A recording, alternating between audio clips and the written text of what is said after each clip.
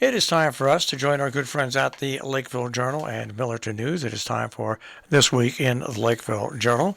Once again, we bid hello to our folks on the phone this morning. Good morning. Good morning.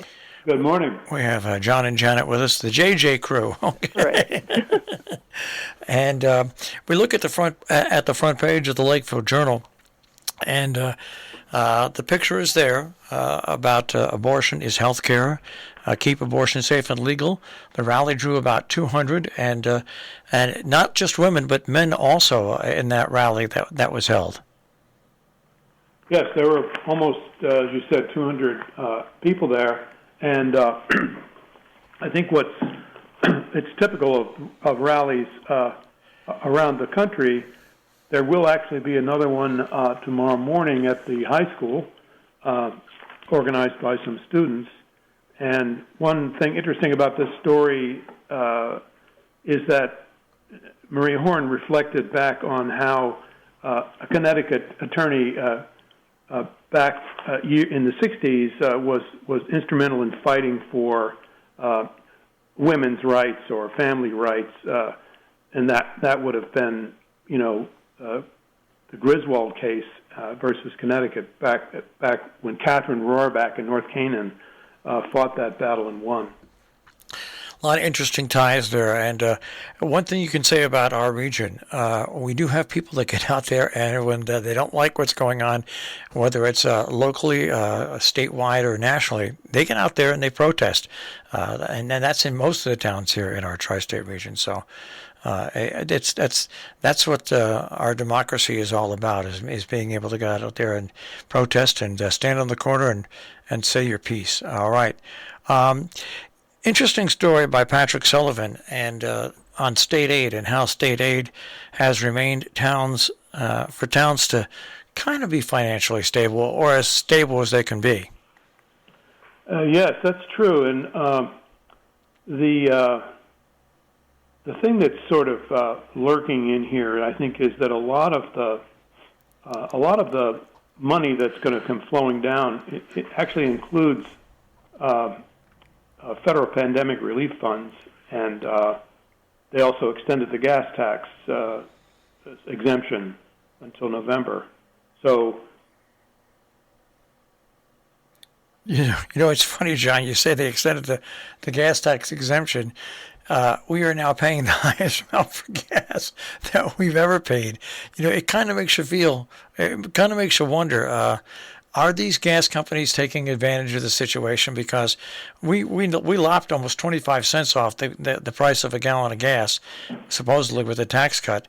And now I know you go by the sign every day, and it's a little different. But the state of Connecticut, I think, over the past 30 days, the price of gas has gone up between 17 and 25 cents a gallon.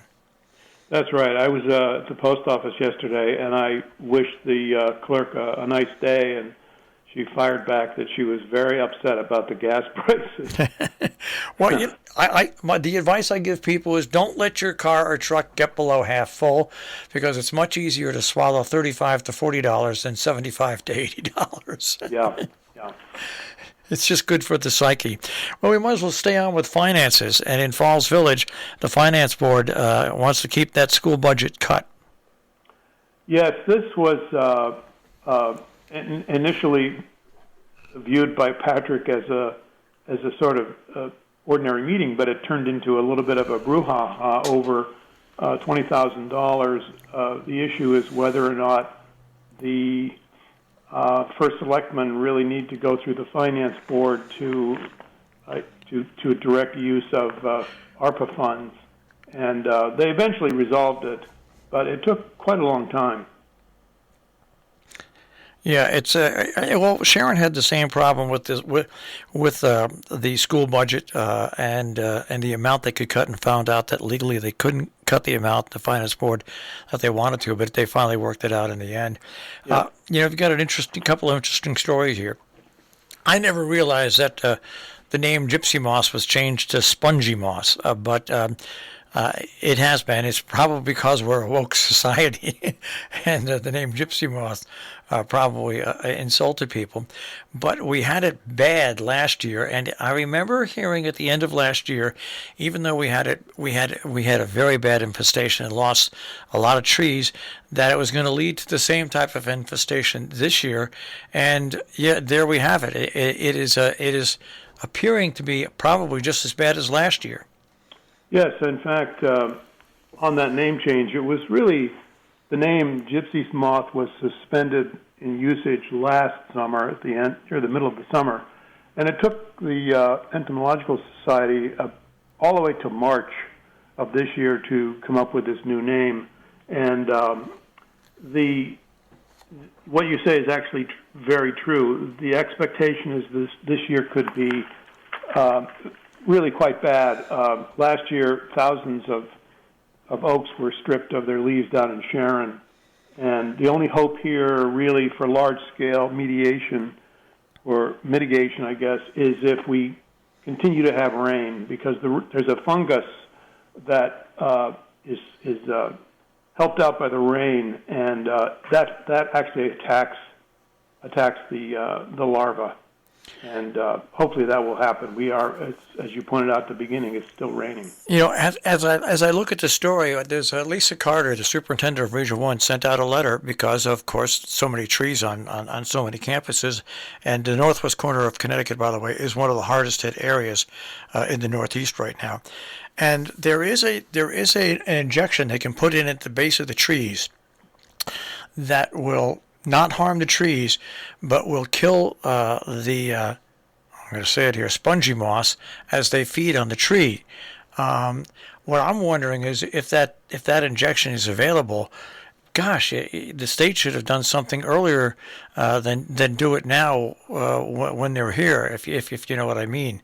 And I give Lisa Carter a lot of credit because these moths, when they fall from the tree, they can give you a rash on your skin and things like that. So it's a bigger problem than just the trees, but it's also a health problem for students that are at schools. Right. All right, John, how about you? Biodiversity. Let's talk about biodiversity. Well, biodiversity is obviously a very large topic, and it involves a wide range of issues like climate change and the proliferation of invasive insects, invasive plants. There's another piece to it, which is the expansion of residential construction into wooded areas beyond sort of suburban clusters, which leads to forest fragmentation. And then the other problem is deer browsing, because deer spread the invasive species all over the place. Here in the northwest corner, we're not as badly affected by overpopulation of deer as they are in the southern part of the state, where it's really quite bad news. But what was interesting at the very end of the story, there's a mention of the kinds of things that they've discovered in deer pellets that they've studied, and it comes all the way to green peppers, petunias, I think, I can't remember exactly, but it was several, I think it was 11,000 individual germinants or species were found in deer pellets. It's when you talk about biodiversity and you talk about exactly what you're talking about, the time lapse from when scientists and when people find out what's going on and from when it first starts is really the key to all this. But it's a great lengthy story. We'll go inside and get a much different story from you, John, and that is the fishing derby.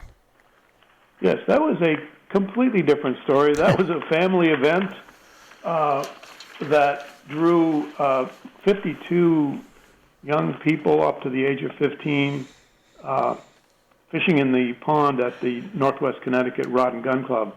And it was a beautiful day, very warm. The winner ended up pulling out a 17-inch largemouth. The club stocked the pond actually the exact day before on that Saturday, and so there were some 20-inch trout in there, but I don't think anybody caught one. If Patrick had been there, there would have been some trout coming out. That's exactly right. Or else he would have been instructing them about how to get those trout coming out of there. Exactly. All right. Well, we talked about Falls Village once in the school budget, and the housing battle in Falls Village is continuing as they had a meeting, and once again, I think your headline explains it perfectly. Mixed reactions at the housing hearings. There's still support, but there's also concern from the public over this. Well, and I think the story in Deb Alexanis reporting it, she tried to clarify, or at least cover the discussion that was an attempt to clarify what is the town's liability or responsibility here, and because a lot of the taxpayers who were there, and I think there were something like 50 people, were concerned about what is the town's liability, and but there is as we all know, a strong need for this kind of housing. There were people who attended who were young, new, out-of-college workers who want to stay in Falls Village but have to live with their parents. Yeah, it's not only tough for the young people. It's I'm very lucky. I found a rental 12 years ago that I'm still at, and I'm safe in, and it's eminently affordable, and it's a really nice house. It's really hard for people, workforce people, who want to work in this area. They have to live in Torrington or Windsor, and they have to travel great distances just to work at stores in this area. That's right. There was a quote from an administrator, Kevin O'Connell, at the CEO of Gear Village, saying that he could hire 30, nurses or LPNs right now, but the problem is finding housing, and so some of these folks are earning, up 80 or 90,000, and still can't find housing. Yeah, that's crazy. It's crazy. Well, some of the good news out of Salisbury, we talked about this a while ago, where they wanted to put up these flashing signs at the crosswalks, and they couldn't. State wouldn't allow them. But out of the blue, Curtis Rand tells us that, wow, yep, they're going to be able to put up the signs they want to put up. Right, and they're doing it. I haven't seen it yet. I haven't driven past, but it just started. So they're solar powered as well, which is interesting. Yeah, and it's flashing beacons, the way that they already had them in Lakeville, and they're now going to be in Salisbury, which is really helpful for pedestrians and drivers. And you know what? They don't take away from the quaintness of the town. They really function so much better than anything else that I've seen, where people will slow down with them. Right. Yeah. So it's great that they're just happening. It's going to take 2 to 3 weeks, so don't be annoyed because it's going to make life better. Well, I look at the obituaries this week, and I'm just dumbfounded. A good friend, Betty Snyder, passed away, and Sharon, Donald Ross passed away. Everybody knows Bill Flint, of course. Susie Rundle. A lot of well-known people in community in the various communities have passed away recently, and this is it's just. I don't know. It's very depressing to look at, to see some of the great people that we've had around here pass away. And that doesn't even include over in New York State, Ron Oskowski, him passing away. So if people want more information on that, that's on the obituary pages. I want to go to the sports section. You've got Patrick Sullivan's Tangled Lines, but also Hunter Lyle with the homestand getting off to a rocky start for Housatonic. Yes, Hunter's done a beautiful job with the photography here. Very nice action photos. What's also great is you can see in the background green. It's so green now. The green has just popped out in our neck of the woods the last couple of days. But this is really kind of a wrap up of where the Husi team stands, the baseball team stands in its final home stand in the next few games. And despite playing at home, they're still struggling a little bit to get out of their loss pattern. Let's go on to the editorial page before we head over to Compass. Janet, main editorial, A Legacy of Fighting for Justice, and that's Donald Ross who I was talking about as well. That's right. This is a tribute to Donald Ross, who served many roles in this community, and you'll see in two appreciations we have, of some of his influence within our Lakeville Salisbury area, but for the Lakeville Journal, he had a very special place in that, and we describe it here. Please do give it a read so you can see what one person can do to make a difference. He definitely, in 2019, gave Cynthia Hawkswinder and I the confidence to move forward and take a different approach to the model for community newspapering. And I firmly believe that it's because he saw the world in a different way, and it goes all the way back to being a Nader raider. And so we talk about that. We have a quote from Ralph Nader. Ralph Nader is the one who called us on Saturday morning to let us know Donald had passed away.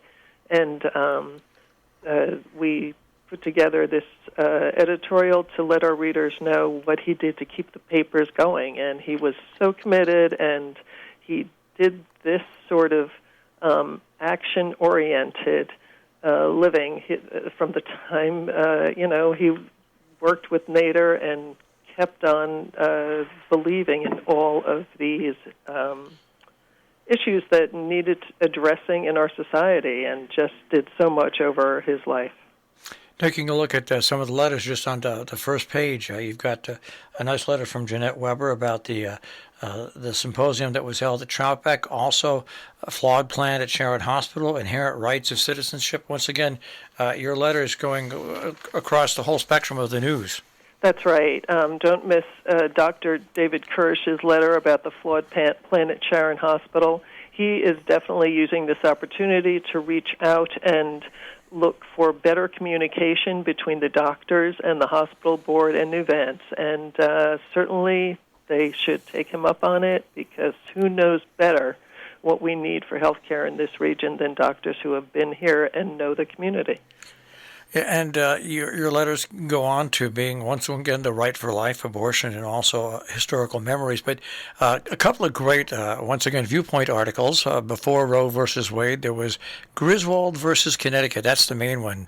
That's a very interesting read. It really is, and this is from Dick Ollis, and he lived it. And this is the one that Catherine Roback, the attorney from Canaan, was so involved with, and a fascinating history, so you can see what happened in Connecticut before 1973, when the Roe v. Wade decision was made. And, it wasn't that long before. It was really part of a changing history. And so looking back can give us some perspective. Dick is great at doing that for us. I sit here at 69, Janet, and John and I marvel at some things that when I was growing up as a young child and as a teenager, that I just took for granted that were going to be around for a long time. One was the Berlin Wall. I was very happy but amazed when it came down.